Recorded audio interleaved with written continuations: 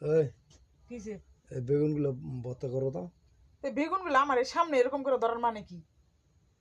বেগুনগুলো ভর্তা করো। আমি পাবো না ভর্তা করো, সরো গেলে। ভর্তা করো আর ভাজি করো।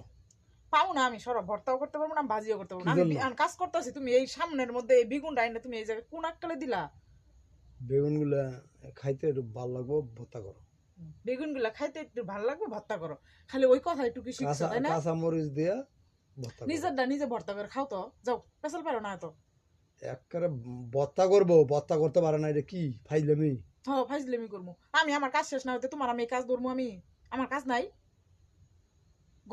ঘরের যতগুলা কাজ করবো তুমি করো, আমি করি না? ভর্তা করবা না?